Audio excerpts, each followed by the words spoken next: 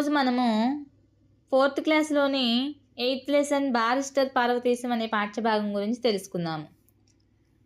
మొక్కపాటి నరసింహశాస్త్రి గారు ఈ పాఠ్యభాగాన్ని రచించినటువంటి కవి. ఈయన 1892లో జన్మించారు, 1973లో మరణించారు. నరసాపురం, పశ్చిమ గోదావరి జిల్లాలోని నరసాపురంలో ఈయన జన్మించారు. బారిస్టర్ పార్వతీశం అనే హాస్య నవల, మొక్కుబడి, అభ్యుదయం, పెదమామయ్య మొదలైనటువంటి రచనలు మొక్కపాటి నరసింహశాస్త్రి గారివి. బారిస్టర్ పార్వతీశం పాఠ్యభాగం కథన ప్రక్రియలో కొనసాగుతూ ఉంటుంది. కథన ప్రక్రియ అంటే జరిగిన సంఘటనలను వివరించే ప్రక్రియనే మనము కథన ప్రక్రియగా చెప్పుకుంటాము.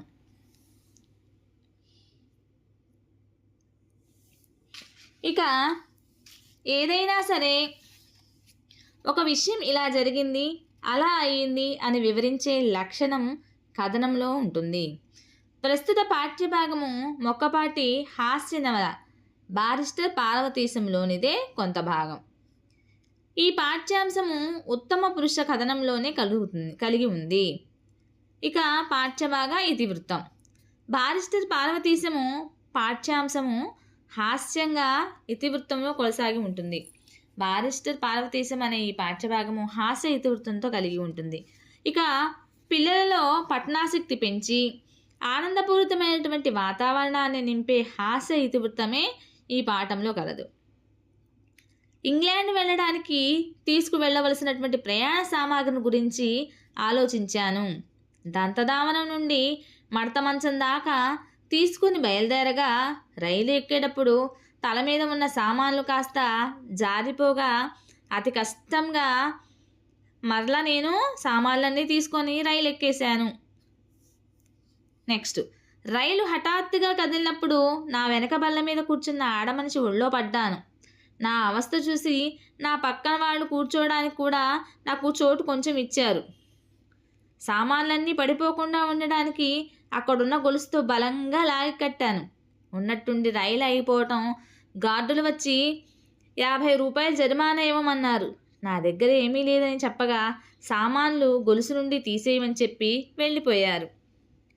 చెన్నాపట్నంలో రైలు దిగి అందరూ టోపీలు పెట్టుకోవడం చూసి నేను ఒక టోపీ కొన్నాను. ఆడవారిదని తెలిసి సిగ్గుపడ్డాను. దాన్ని వదిలించుకోవడానికి నానా తిప్పులు పడ్డాను. మార్సెల్స్ హోటల్లో బంట్రోతు ఒక గది నుంచి నన్ను పైకి తీసుకెళ్ళాడు. అదే నా గది అనుకొని భంగపడ్డాను. ఇలా నా ఇంగ్లాండ్ ప్రయాణంలో ఎన్నో ఆశ్చర్యకర సంఘటనలు చోటు చేసుకున్నాయి అని చెప్పని పార్వతీశం గారు, మొక్కపాటి నరసింహరావు గారు ఈ యొక్క పాఠ్యభాగంలో తెలియజేస్తున్నారు. నెక్స్ట్, అర్థాలు. కాపుర స్థలం, నివాసం ఉండే చోటు. హితోపదేశం, మేలు చేసే మాట చెప్పడం. సామాగ్రి, సామాన్లు, వస్తువులు. కచ్చికలు, కాల్చినటువంటి పిడకలు. చాదు, పిండితో తయారు చేసినటువంటి బొట్టు. గార్డు, కాపలా వ్యక్తి. చెన్నాపట్నం, మద్రాసు, చెన్నై. దొరసాని, తెల్లజాతి స్త్రీ. బంట్రోతు, సేవకుడు. అంతరిక్ష మార్గం, ఆకాశం వైపు. 5వ ఫారం అంటే 10వ తరగతి. బారిస్టరు, ఇంగ్లాండ్లో న్యాయశాస్త్రం చదువుకున్నవాడు. దంతధావనము, పండ్లు తోముకోవడం. అంగవస్త్రం, తువ్వాలు. దేశవాళీ దువ్వెన, చెక్కతో చేసిన దువ్వెన. ప్రాధేయపడితే, బతిమాలితే. దొర, తెల్లజాతి పురుషుడు. బస, తాత్కాలిక నివాసం. స్టీమరు, ఆవిరితో నడిచే పెద్ద నావ. నెక్స్ట్, సామెతలు. కార్తెలకు సంబంధించినటువంటి సామెతలు. రోహిణి కార్తె ఎండకు రోళ్లు పగులుతాయి. అశ్విని కురిస్తే అంతా నష్టమే. భరణిలో చల్లిన నువ్వు చేనుకాయకు ఒరిగెడు గింజట. నెక్స్ట్, ఈ మాసపు పాట ఏరువాక పాట.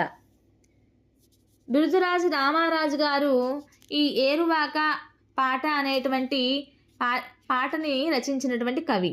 ఈయన 1925 సంవత్సరంలో జన్మించారు. 2010 సంవత్సరంలో మరణించారు. దేవనూరు వరంగల్ జిల్లాలోని దేవనూరు గ్రామం ఈయన జన్మించినటువంటి జన్మస్థలం. తెలుగు జానపద రామాయణం, తెలుగు సాహిత్యోద్ధారకులు మొదలైనటువంటివి బిరుదురాజు గారి యొక్క రచనలు. జానపద సాహిత్యంలో మొట్టమొదట పరిశోధన చేసిన వారు బిరుదురాజు రామరాజు గారు. తెలుగు జానపద గేయ సాహిత్యము పరిశోధన గ్రంథము ఈయనది. ఏరువాకొచ్చింది ఏరువాకమ్మ నల్లన్ని మబ్బులు నల్దిక్కులా పారే అనే పంక్తులు ఏరువాక అనేటువంటి పాటలోనివి. ఏరువాక పాటలో ఏరువాక సమయంలో ప్రకృతి ఎలా ఉంటుందో వర్ణించారు. ఏరువాక పాటలో ఏరువాక సమయంలో ప్రకృతి ఎలా ఉంటుందో వర్ణించారు. ఏరువాక సమయంలో నల్లని మబ్బులు, ఎర్రని మెరుపులు, ఎత్తైన కొండలను, కోకిల పాటను, నెమలి నాట్యాన్ని వర్ణించారు బిరుదురాజు గారు. ఇక జనమంతా ఆ గాదెల్లో విత్తనాలు తెచ్చి, మృగశిరలో దుక్కిటెద్దులు తెచ్చి అరక కట్టాలి. విత్తనాలు నాటి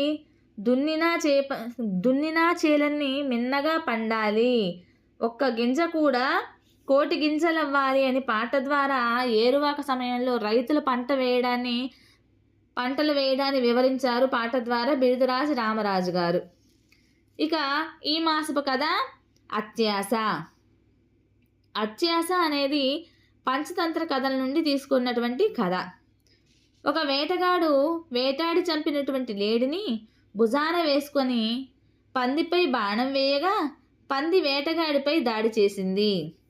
ఈ పెనుగులాటలో లేడి, పంది, వేటగాడు, పాము మరణించారు. అటుగా వచ్చినటువంటి నక్క ఇది చూసి బోలెడంత మాంసం, మంచి విందు భోజనం అంటూ సంబరపడి ముందుగా నరాలతో తయారు చేసినటువంటి వింటి నారిని తింటా అని చెప్పని వింటిని కొరికేసింది. నారి తెగి గుండెకు తగలటం వల్ల నక్క అక్కడికక్కడే చనిపోయింది. ఆశ అతిగా మారితే అన్నీ కావాలనుకుంటారు, కానీ ఉన్నవాటితో సర్దుకోవాలని అనుకోరు. ఈ ప్రయత్నంలో ఆలోచన లేకుండా ప్రవర్తిస్తారు, దానితో ప్రమాదం కొని తెచ్చుకుంటారు అనడానికి ఈ అత్యాశ అనేటువంటి కథ దీనికి ఒక ఉదాహరణ. ఆశ అతిగా అనేది ఎప్పుడూ మారకూడదు అన్నది ఈ కథ ద్వారా మనం తెలుసుకోవచ్చు.